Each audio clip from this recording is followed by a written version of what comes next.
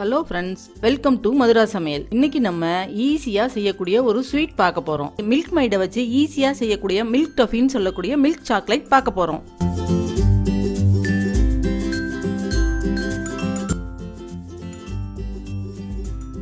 ஒரு கடாயை அடுப்பில் வச்சுட்டு அதில் 400 மில்லி இருக்கிற மில்க் மைடை சேர்த்துக்கிறேன்.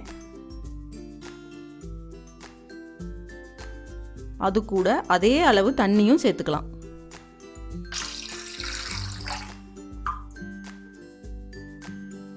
அது கூட 400 கிராம் சர்க்கரை சேர்த்துக்கோங்க. 400 மில்லி மில்க் மைட் சேர்த்துருக்கு அதே அளவு சர்க்கரையும் சேர்த்துக்கிட்டு எல்லாம் ஒன்றா கலக்கிற மாதிரி கலந்து விட்டுக்கோங்க. மீடியம் ஃப்ளேமில் அடுப்பு இருக்கணும், ஏன்னா இது மில்க்னால அடி பிடிச்சிக்கும்.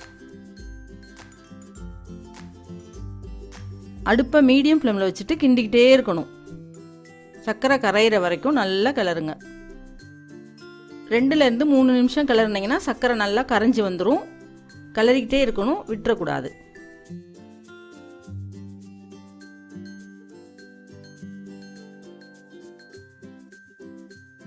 கொஞ்ச நேரம் நல்லா கிளறினதுக்கப்புறம் இந்த மாதிரி பொங்கி வரும். பொங்கி வந்ததுக்கப்புறம் இன்னும் கொஞ்சம் ஃப்ளேமை குறைச்சிக்கோங்க, ஏன்னா நல்லா அடி பிடிக்க இருக்கும். அதனால நல்லா ஃப்ளேமை குறைச்சிட்டு கிண்டிக்கிட்டே இருக்கணும்.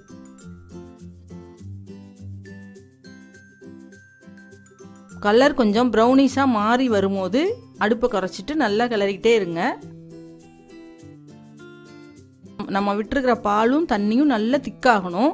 திக்காகி அது சட்டியில் ஒட்டாத பதத்துக்கு வர்ற வரைக்கும் நம்ம கிளறிட்டே இருக்கணும். பாருங்கள், அந்த நம்ம ஊற்றிருக்க மில்க் மைடும் தண்ணியும் சுண்டி வந்து பாதியாகிற வரைக்கும் கிண்டிகிட்டே இருக்கணும். கலரும் மாறும், ப்ரௌன் கலருக்கு மாறும்.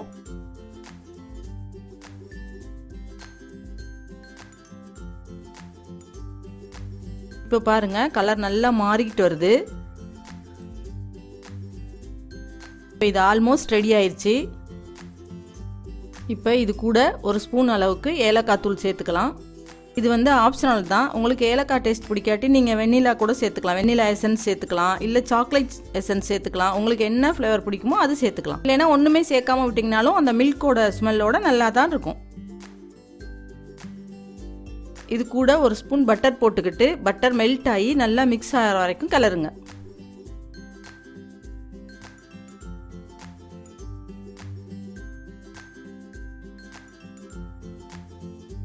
இப்போ பாருங்க, கடாயில் ஒட்டாமல் நல்லா திக்காக வந்துடுச்சு.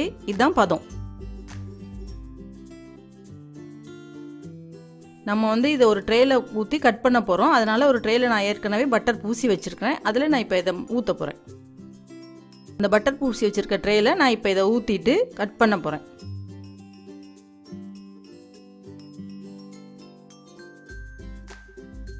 இது ஒரு 10லேருந்து 20 நிமிஷம் ஆறணும். நல்லா ஆறுனதுக்கப்புறம் கட் பண்ணிக்கலாம். இது நல்லா ஆறிடுச்சு. நான் இப்போ கட் பண்ணிக்கிறேன். சூப்பரான மில்க் டஃபி ரெடி.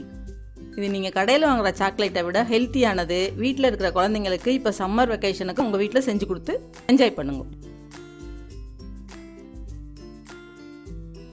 கண்டிப்பாக இது உங்கள் வீட்டில் செஞ்சு பார்த்துட்டு எப்படி இருந்துச்சுன்னு கமெண்ட் பண்ணுங்கள்.